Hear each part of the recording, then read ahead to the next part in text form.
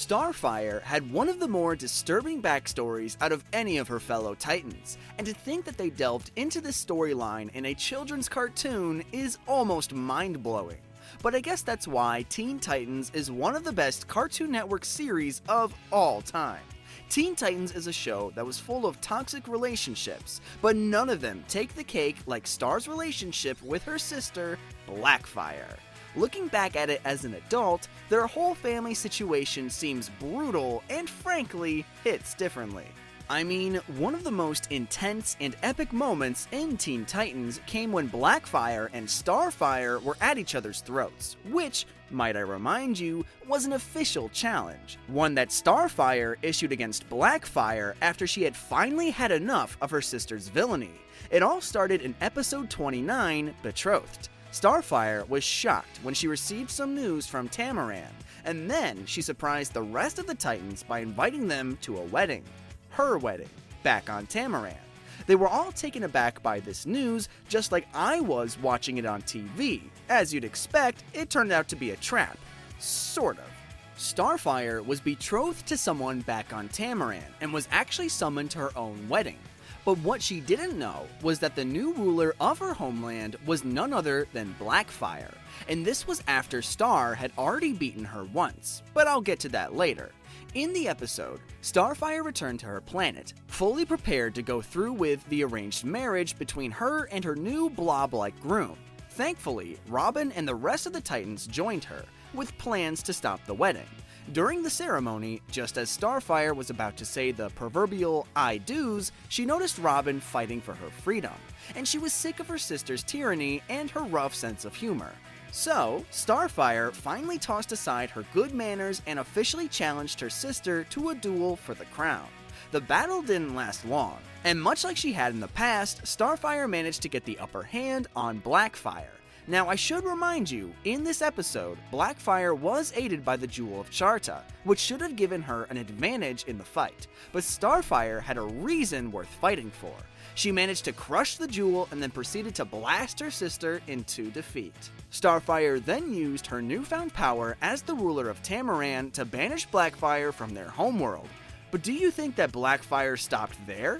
Heck, that wasn't even where she started. If it was, Starfire would have never ended up with the Teen Titans in the first place. In case you don't remember, according to the show, and most of DC Comics canon, Starfire only made her way to Earth because she was trying to escape her slavers. It wasn't revealed until later in the series, during Season 5, Episode 10, which was named after the Teen Titans comic Go. In the episode, fans finally caught a glimpse at their favorite characters' origin stories, including Starfire's, no matter how hardcore it was.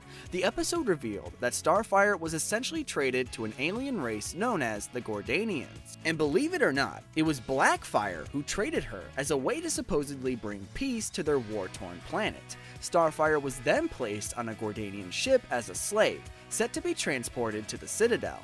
However, thanks to her Tamaranian strength and abilities, the enslaved Starfire broke free from her bindings, which was how she ended up in Jump City. After making it off the ship, she landed in Jump City and unintentionally destroyed a couple of buildings as she tried to get her handcuffs off. And, according to the episode, that's where Robin stepped in. He was able to calm Starfire down and used a lockpick to remove the cuffs from her wrists before receiving a kiss. Starfire wasn't kissing him out of affection though.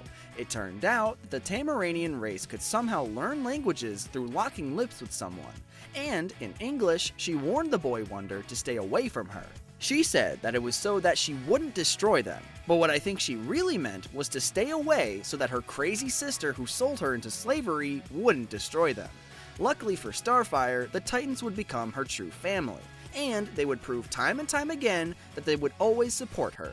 Whether it be against Slade or any other villain that they went up against, Robin, Beast Boy, Raven, and Cyborg all had Star's back. Now, as far as backstories go, don't you think that being sold into slavery by her own sister would be tragic enough for DC and Cartoon Network to end Starfire's origin there? Well, apparently, that wasn't dark enough, because on top of being sold to another race of aliens to work as a slave, Starfire also lost her entire family in one single motion. This includes both of her parents, Blackfire, and even her long-lost little brother, Wildfire. Now, a lot of Wildfire's story actually takes place in the comic series Teen Titans Go, but I still think he's an important part of Starfire's origin story. As I said, Blackfire was the one who sold Starfire into slavery to secure peace for Tamaran. But the entire reason Tamaran needed peace in the first place was that they were at war with the Gordanians. Well, according to the comic books, Wildfire was sent away, somewhere far from the planet of Tamaran, to keep him safe from the Gordanians. That wouldn't have been a problem if he had been able to come back after peace was brokered.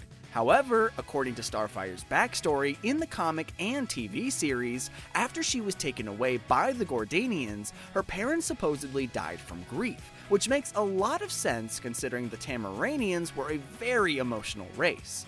And with Starfire's parents dead, there was no one to call back Wildfire from wherever they had sent him to hide. In other words, when Blackfire traded her sister to the Gordanians, she not only indirectly killed their parents, but also, in a way, exiled their brother, leaving Starfire with no one. That's just devastating. But was that enough for Blackfire though?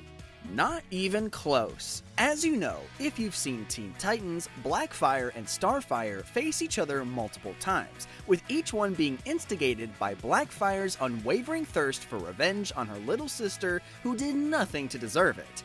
The first time fans got a glimpse into this portion of Starfire's life actually came in the second episode, aptly titled Sisters.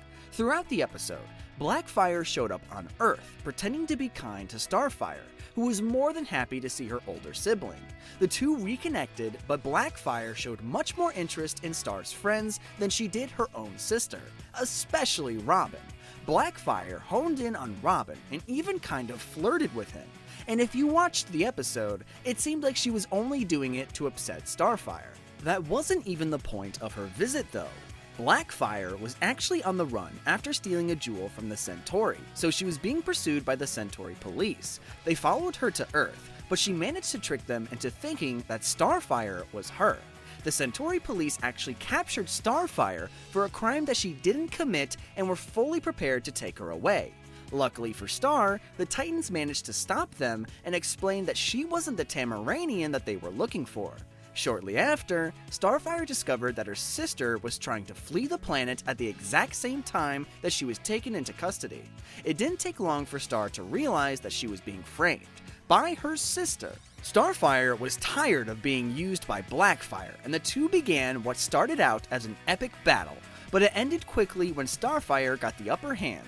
The episode ended happily for Starfire, who had her friends back and no longer had to worry about Blackfire or her shenanigans. Funny enough, Starfire defeating Blackfire became the trend of the episodes that her sister appeared in, which was only 2 of them.